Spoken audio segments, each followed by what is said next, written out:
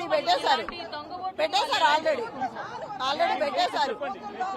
బాగా సతాయిస్తున్నారంటే ఒక మహిళ మీద ఎంత కసి ఇదా పగా పెట్టుకుంటారా? అంటే ప్రజాస్వామ్యంలో మేము ఉండొద్దా? మేము చేసుకోవద్దా? మీరే మనుషులా? మేడం ఇప్పటి వరకు కూడా మీరు బయటకు వచ్చి ఇంత గట్టిగా మాట్లాడింది లేదు. నాకంత బాధ వస్తుంది. మా భర్త చనిపోయి నేను బాధలో ఉంటే కూడా ఏ రోజు కూడా కల్పించుకోవాలా మాట్లాడాల. కానీ ఇవాళ కార్యకర్తల్ని పడేసి కొట్టి టేబుల్స్ పడేసి రౌడీయిజం చేస్తున్నారు. ఆ రౌడీ షీటర్లు కూడా బయట పెట్టి ఆళ్లతోనే కొట్టించి సమాధానం చెప్పమంటే ఎఫ్ఐఆర్ బుక్ చేస్తామంటున్నారు కార్యకర్తల మీద. అంత బెదిరింపులా? ఒక మహిళగా నన్ను నువ్వెవరో నిన్ను చూడు రేపు ఏం చేస్తాను అంటారా?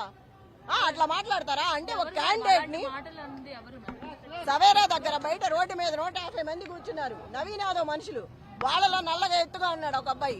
రేపు చెప్తాను ఈ సంగతి అన్నాడు. ఏం చేస్తాడు? ఏం చెప్తాడు? ముందు నుంచి అనుమానం వ్యక్తం చేస్తా ఉన్నారు. 4 గంటల నుంచి 6 గంటల వరకు రిగ్గింగ్ జరుగుతుందని కూడా అనుమానం వ్యక్తం చేస్తారు. ఎలా? ఆల్రెడీ స్టార్ట్ అయింది. చచ్చిపోయిన వాళ్ళ ఓట్లు పైన ఫేక్ అంటించి ఫోటో మీద ఫోటో అంటించి వేరే వాళ్ళని తీసుకొచ్చి ఏపిచ్చేస్తున్నారు. ఆల్రెడీ నా ఇంట్లోదే ఉంది. మా ముసలావిడ చచ్చిపోయిన ఓటు ఆల్రెడీ వేసేసారు. చనిపోయిన మనిషి ఓటు ఎట్లా వేస్తారు?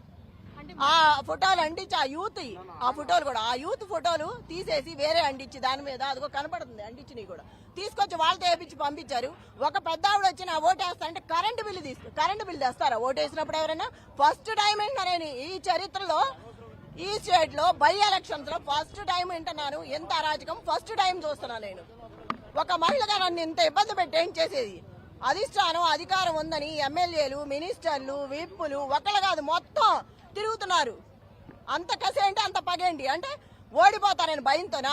ఒక ఓట్లు లేవని ముందు నుంచి ఎలక్షన్ కమిషన్ చెప్పింది. కానీ ఇప్పుడు ఓటర్ ఐడి కార్డులు అవన్నీ కూడా బయటపడ్డాయి. తప్పు జరిగింది, దొంగ ఓట్లు ఉన్నాయి. ఆ రోజే బయట పెట్టాము, వెళ్ళి ఇచ్చొచ్చాము కూడా కంప్లైంట్. ఇవాళ కూడా ఇచ్చాము వెళ్ళి.